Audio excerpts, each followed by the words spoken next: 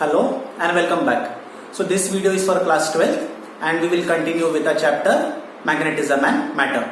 So till now we have seen many formulae for the magnetic dipole moment. Okay, make sure that you go through these formulae and especially go through the solved numericals till from 5.1 to 5.5. Okay, they are very basic numericals, simply substitution type where formula is given and you have to just substitute the values and you will be able to solve them very easily. Okay, today we will talk about the Gauss's law of magnetism. Okay, it's a very simple law. I am sure you remember the Gauss's law of electrostatics that we had seen in the previous chapters. Okay, here we will see the Gauss's law of magnetism. Okay, so let us start. So here you have a simple bar magnet and these are the magnetic field lines. Okay, and I hope you remember magnetic field lines, they are closed continuous loops. Okay, so they form loops like this.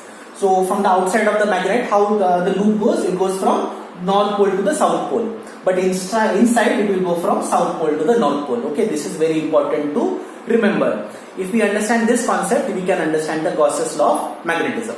Now what does the Gauss's law of magnetism say? It says that if you have any kind of closed loop, okay, this is a closed loop. If I keep this closed loop in this magnetic field here, okay, so if I keep it here like this, you can see the magnetic field lines are going through this, right? So whatever magnetic field lines are going from the left hand side, same are emerging from the right hand side. Is that correct? Right? So number of field lines entering this area is same to the number of field lines going out of the area. So what that means? It means that the flux, the total flux is going to be zero, and that is nothing but the statement of the Gauss's law of magnetism, that the magnetic flux passing through any closed surface is equal to zero. Okay, magnetic flux, let us say a small area element we are having. So from that small element, magnetic flux will be given by delta phi b, and it will be equal to dot product of b dot delta s. B is the magnetic field, delta s is the small area element. If I want the total flux, okay, total flux will be summation of all these delta phi b, that will be given by phi b, which is equal to summation of all this, that is summation of all these elements, that is b dot delta s, and this will be equal to 0. This statement is the Gauss's law of magnetism. The total flux passing through any closed surface, closed loop, is going to be 0. Okay. So, and why does that happen? Because these are continuous loops. Okay, we don't have any break in that loop. We don't have a single magnetic monopole. That is, only north pole we don't have. If there is a north pole, there has to be an adjoining south pole. So what will happen is, whatever field lines are going here, same is coming outside. So what happens? The total flux that remains always 0. This is the Gauss's law of magnetism, and this will be the mathematical format of this. Next, we will talk about our Earth's magnetic field. Okay, so this is our Earth. Okay, this is the north pole of the Earth and this is south pole. Now I have written it as NG to show that it is the geographic north pole, and SG the geographic south pole. Now, as we know, our Earth has got a magnetic field. So we can imagine that there is a large magnet inside our Earth. Actually, there is no magnet. Okay, but it has a magnetic field. We'll talk about why it is. So you can imagine that there is a large magnet inside our Earth. Okay, which is having north pole and south pole, and that is why there is a magnetic field going around our Earth. That is why when you take a magnetic compass, that magnetic compass always seems to align. Okay, now our magnetic compass, you would have seen, it has got a mark here like this. Any magnetic compass, if you see, small marking is there. Sometimes it is given a red color, sometimes black color. That shows the north pole. So whenever you hold the magnetic compass in your hand, it will start aligning, and the north of that magnetic compass, it will point towards the north pole of the Earth. Okay, basically it is pointing to the magnetic north pole of the Earth. Fine, that is one thing to remember. But see, what happens is, our magnetic north pole of the Earth does not coincide with the geographic north pole of the Earth. So we get a situation like this. Now I draw a line from the geographic north to the geographic south, and this line let us say this is the center. This line will go from NM, that is the magnetic north pole, and here we will get the magnetic south pole SM. Okay, and here you will see a deviation of around 11.3 degrees. Okay, so actually it is tilted. So what it means, if I hold a magnetic compass in my hand, this north will not go to the geographic north, it will actually point to the magnetic north. Okay, so there is some kind of deviation. This deviation, okay, that is the angle which our compass is making with the actual geographic north. This deviation is given the symbol capital D, and it is called as declination. Okay, so remember this word. This angle D gives the declination, that is how much our the geographic north is away from the magnetic north. Okay, so this angle that we call as capital D, which is declination. Second thing to remember, if we are at the equator, this declination will be very less. Okay, because it will be almost pointing to the geographic north.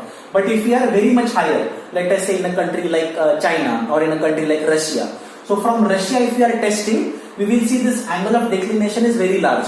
But India, because we are very close to the equator of the earth, the declination in India is very less. So if you see, even from Tamil Nadu, if we measure, the angle of declination is somewhere around 0 degrees 58 minutes. So less than 1 degree of deviation. So in Tamil Nadu, whenever we are holding the compass, it is only 1 degree deviated. So almost we are pointing to the actual geographic north of the earth. Okay, but as we go higher up, the declination will be much higher. Similarly from the south pole also. Okay, from the equator as you move to downwards in Australia and all, the angle of declination will be much higher. Now of course you will ask why we need to measure this declination. See, this is done because compass we are using to find direction. So if we know how much is the deviation from the actual geographic north, it helps a person to actually find his path properly. Okay, that is why we find these kind of values. Another thing, our earth, the magnetic field of the earth is actually it is not very strong. It is around to the power of 10 to the power minus 5 Tesla. Okay, just to give you an idea, if you see your TV speaker is there. Okay, so in a TV speaker also there is a magnet. That magnet actually has a magnetic field of almost 1 Tesla. Of course, it will vary with one model with the other, but around it is 1 Tesla. Okay, but our Earth's field is 10 to the power minus 5 Tesla. So our TV magnet is actually 10 to the power of 5 times more stronger than the Earth's magnetic field.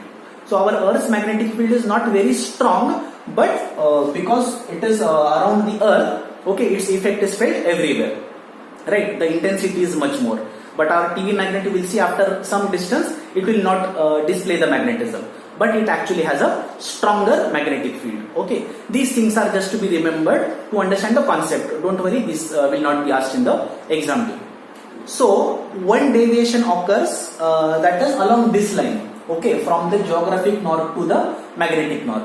There is another deviation that occurs. Okay, let us see that. So let us say this is the horizontal of the earth, the ground surface, right? And we know our earth is curved, but if we take a smaller patch, we can consider it as a flat line. So let us say this flat line is the surface of our earth. The magnetic field line that goes here, it doesn't go in a straight line like this, it actually curves.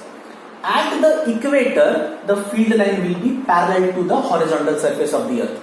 But as you move away from the equator, it is going to curve in this manner. So what happens?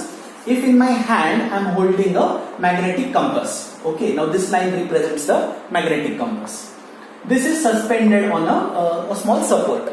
What happens is, due to the magnetic field line, this magnetic compass, it actually makes an angle with the horizontal as well.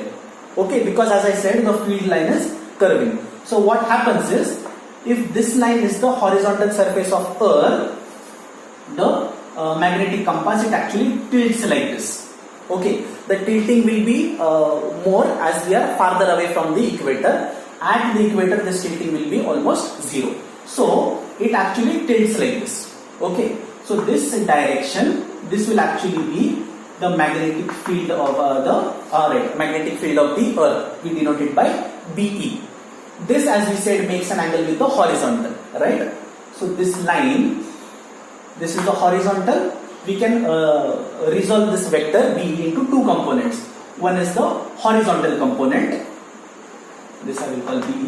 This is the horizontal component. We call it as HE. Okay, the horizontal component of Earth's magnetic field. And there will be a vertical component like this that we will call as ZE. Okay, and you can see now the magnetic field of the earth makes some angle with the horizontal component. Okay, that angle is called as capital I, and this is called as inclination. Okay, what is the angle of inclination? It is the angle which the magnetic field of the earth makes with the horizontal surface of the earth. Okay, that angle is denoted by capital I. It is called as inclination, or it is simply called as the angle of dip. Making sense? So I is the angle of dip. Another thing you will remember now, at the equator, angle of dip will be equal to 0. Okay, because there will only be the horizontal component, no vertical component, right? So at equator, angle of dip is 0. What will happen at the North Pole? At the North Pole, the bending will be much higher. So at the North Pole, the angle of dip will be close to 90 degrees. It will actually be perpendicular. So that is why when you go to the North Pole, our magnetic compass stops to work. Okay, because there the magnetic field is directly perpendicular on that point. So that is why what happens is, there the inclination is very much higher. So at equator, angle of dip 0. As you move from equator to the North Pole, angle of inclination becomes 90 degree. Same thing, as you move from equator to the South Pole, again it becomes 90 degrees. That is why a normal compass we cannot use on the poles. Now let us derive some very simple formulae about this inclination of the earth. Okay, once again I will repeat, I is the angle of inclination or angle of dip. Okay, so you can see from this diagram, sine of I will be opposite upon hypotenuse. What is opposite? Opposite will be ZE. Here you can see it, right? Geometrically I am sure you can figure it out. So I will get sine of I will be equal to ZE upon BE. Correct? Or we can write it as ZE is equal to BE sine of I. Okay, let us call this equation number 1. Similarly, you can see cos of I is equal to adjacent upon hypotenuse. What is adjacent? HE. That is horizontal component. So HE upon BE.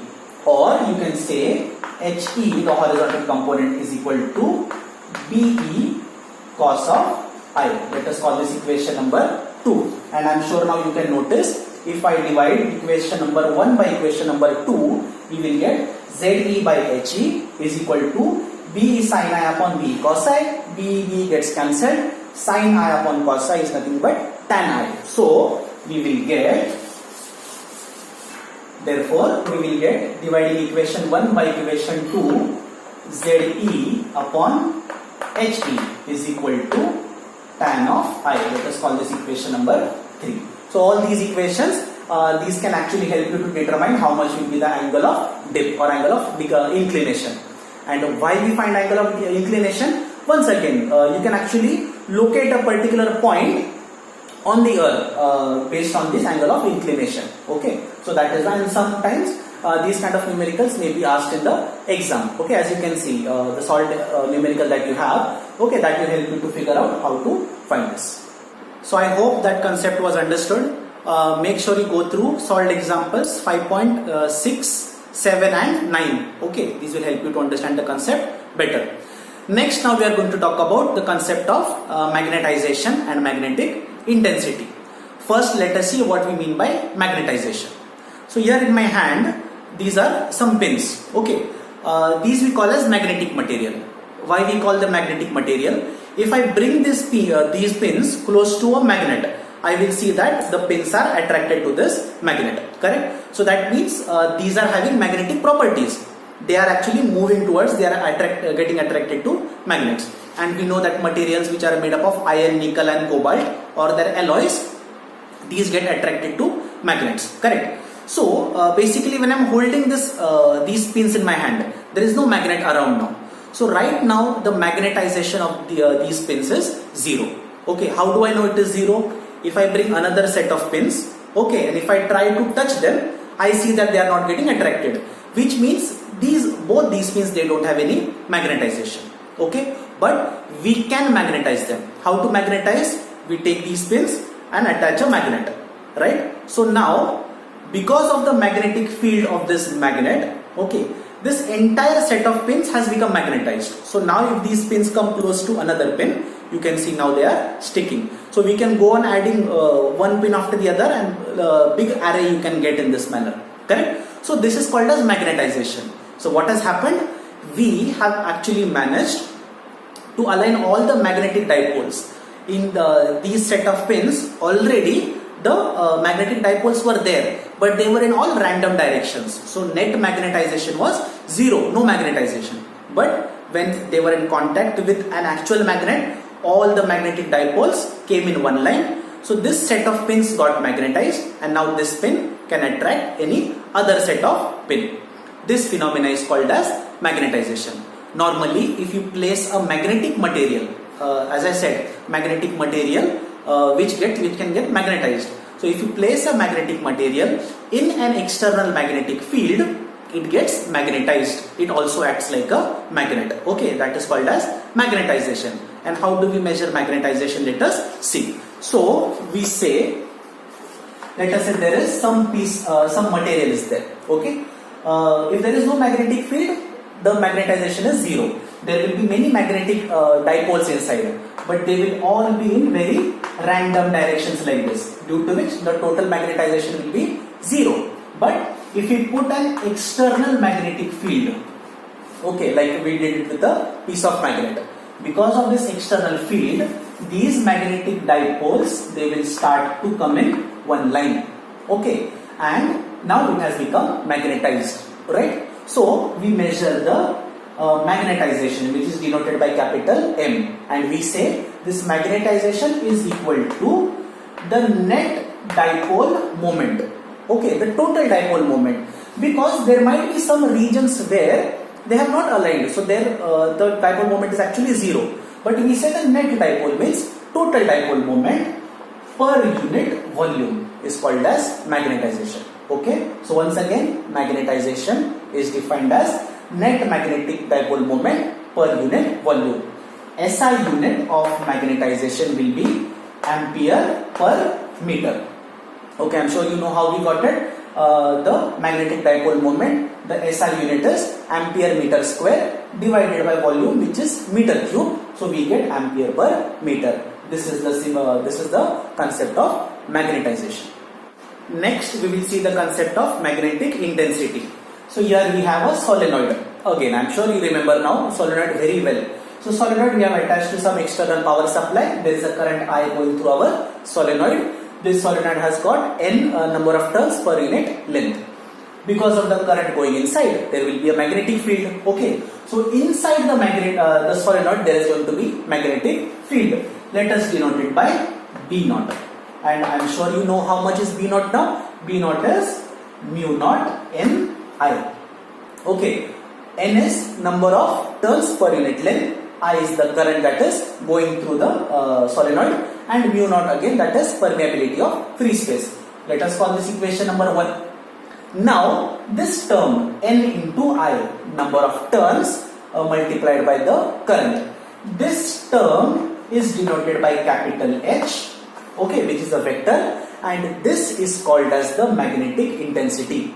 Okay, so number of turns per unit length multiplied by current is called as magnetic intensity, and therefore equation 1 will become B naught equal to mu naught vector H. Okay, let us call this equation 2. Equation 2 will give you relationship between magnetic intensity and the magnetic field inside the solenoid. Fine, I'm sure no problem till here. Now we can actually increase this magnetic field inside. How we will increase? We will add, let us say, a rod made up of iron. Okay, So if you add an iron rod inside, now you know iron rod is a magnetic material. If magnetic material is placed in a magnetic field, it will get magnetized. So it will also have its own magnetic field. That magnetic field will actually increase the field inside.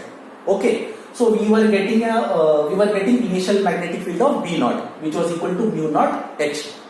Fine. Then we introduced a rod made up of iron, right? Now it is going to get magnetized. So this will have a magnetic field given by Bm. Okay, and Bm will be equal to mu naught into capital M. I am sure you remember capital M is nothing but magnetization.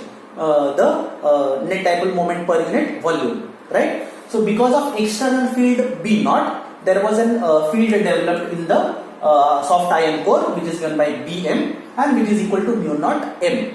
This let us call as equation number 3.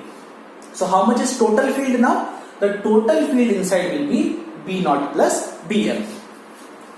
Let us write it. So I will erase this. So we will get the total field capital B equal to B naught plus Bm, right? Now you can see the field inside the solenoid has got increased, right? So because of external field H, intensity H, there was magnetization M, correct? So what we get now, therefore we will get B equal to, for B naught you can write it as mu naught vector H plus Bm you can write mu naught into vector M, and therefore we will get B is equal to mu naught will come out common and we will get vector H plus vector M. Okay, so this gives the formula for the magnetic field inside now. So magnetic field, the total field will be mu naught H plus M. Now H, as we said, is the magnetic intensity.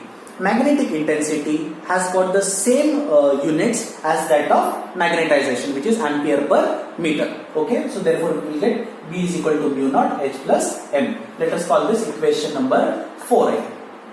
Okay, the number you might have got wrong, but okay, I am sure you get the idea. So this is equation number 4. Now let us see the next part. So here is what we have seen. Because of magnetic intensity H, there was a magnetization M. Is that correct? Because the solenoid created magnetic intensity H, because of which there was a magnetization. So you can actually say that vector H, you can say that vector M is directly proportional to the vector H. That is, magnetization is directly proportional to the magnetic intensity.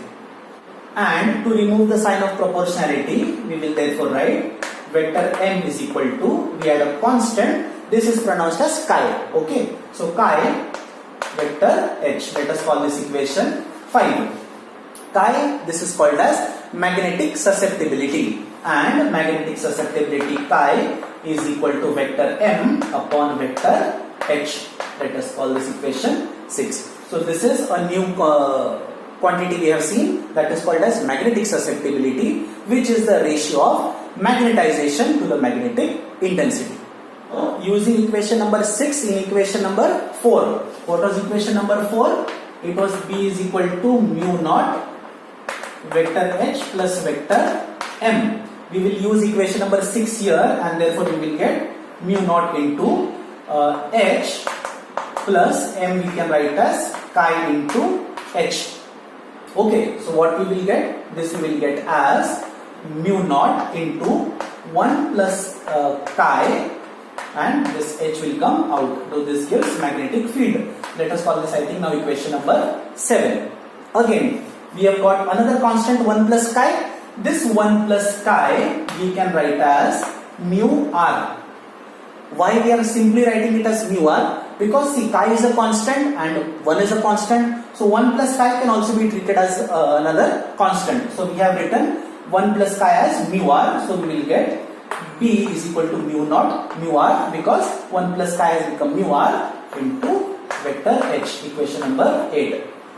This mu r is called as relative permeability of that material, that soft iron that we put inside. No? So this mu r is the relative permeability of that medium. So you will see mu naught into mu r.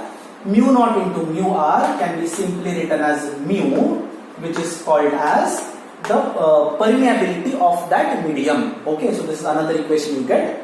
the magnetic field B is equal to mu into magnetic intensity H. So many new quantities we have seen here. We will do a short revision of them. First you saw chi, okay, magnetic susceptibility. This is vector M upon vector H, ratio of magnetization to magnetic intensity. Next formula we have seen, that is for mu R, relative permeability. Relative permeability is 1 plus susceptibility. Okay, this is another formula. And next we saw that mu is equal to mu naught into mu R. Relative permeability multiplied by permeability of free space, product of this is called as mu, the permeability of that given medium. This is very similar, if you remember, when we had seen electrostatics, we had the symbols like epsilon and epsilon naught. There we had seen that epsilon was equal to epsilon naught K. So epsilon naught can be equated with mu naught, and K, that is dielectric constant, can be analogous to relative permeability. Okay, and the permittivity of medium is analogous to the permeability of that particular medium. Okay, so don't get confused by all these formulae. Make sure you understand them, and these are very important. You can get 1 mark or 2 mark questions asked on these particular formulae. Okay. Next we will talk about the magnetic properties of materials. So we classify materials into 3 types based on their magnetic properties. They are called as ferromagnets, paramagnets and dimagnets. Let us see them one by one. First is the ferromagnetism. Now ferromagnetism are very easy to understand. Basically when you see materials like iron, nickel, cobalt, okay, they will very easily they will get attracted to a magnet. These kind of materials are called as ferromagnets. So if you see, if you have a magnet in your hand and you bring a piece of iron close to it, the iron will move towards the magnet, so it is getting attracted. So it is actually moving from a weak part of the field to the strong part of the field.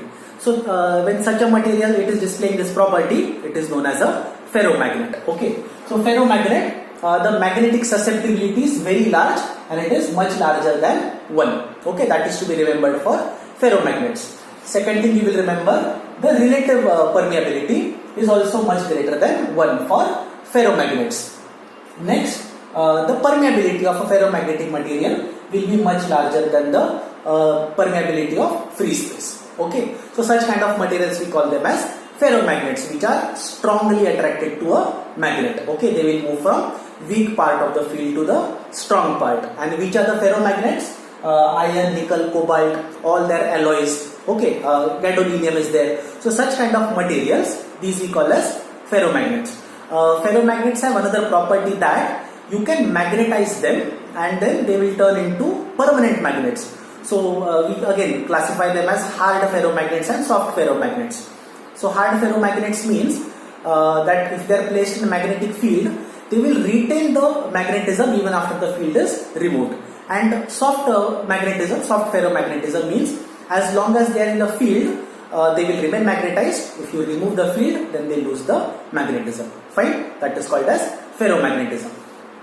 Another type is called as paramagnetism. Now the materials which are paramagnetic, they are very weakly magnetized. Okay, so what happens is, if you take a paramagnetic material, it will get attracted to a magnet and it will move from a weaker part to the stronger part, but then that magnetization will be very less. So what we see for paramagnetic materials, the susceptibility is positive, it is greater than 0, but it is not very high. So we put an upper limit to it. It is called as epsilon. Okay, it depends from material to material. Okay, so the susceptibility lies between 0 and epsilon. Next, the relative permeability is positive, greater than 1, but again it is smaller than a factor of 1 plus epsilon. Okay, and the permeability is greater than again the permeability of free space. Such kind of materials are called as paramagnets. And which are the materials which are paramagnets? Aluminium is there, sodium is there, calcium, okay, oxygen when it is at STP, okay, and we have copper chloride. Such kind of materials are paramagnetic. Paramagnetic materials, as I said, they are very weakly magnetized when placed in a magnetic field. Okay, so you will not see as high magnetism as you saw in ferromagnetism, but still there will be magnetization. Next is the diamagnetism. Now these are very interesting materials. Diamagnetic materials actually move away from a magnetic field. Means if you take a diamagnetic material and bring it close to a magnet, okay, a strong magnet, instead of moving towards the magnet, it will move away from the magnet. So diamagnetic materials are actually repelled by a magnetic field. Okay, so they are very interesting materials, as I said. Okay, in fact there are materials which are called as superconductors. What are superconductors? When we take certain ceramic materials and we super cool them, okay, we bring them to a very low temperature, minus 200 degrees Celsius, minus 250 degrees Celsius. Okay, so at that temperature they are called as superconductors. At such temperatures they become perfect diamagnets. They are very strongly repelled by the magnetic field. Okay, so such kind of materials are called diamagnets. For diamagnets, the susceptibility is negative. It is less than 0 and greater than or equal to minus 1. Okay, so the susceptibility cannot be lower than minus 1, but it is negative. Okay, next, the relative permeability, it is positive, greater than or equal to 0 or less than 1. And the permeability is less than the permeability of free space. So they actually have a lower permeability as compared to the permeability of free space, which was not seen in the earlier two cases, in ferromagnets and paramagnets. And which are the materials which are diamagnetic? Bismuth is there, copper, then we have lead, silicon, water and sodium chloride, okay, as well as nitrogen.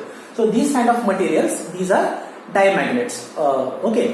If you go on YouTube, you can actually see very interesting phenomena where you can see water being repelled by a very strong magnet. Okay, I would suggest after watching this, you can actually try to search some examples of diamagnets. Okay, these are actually they behave very differently as we would expect. Normally we have seen either materials are attracted to magnets or not attracted at all. But these are the materials which are actually repelled by a magnetic field. Okay, so they are very interesting. So remember these. Okay, sometimes in the exam, question may be asked to differentiate between any of these two: ferromagnetism, diamagnetism or paramagnetism. Okay.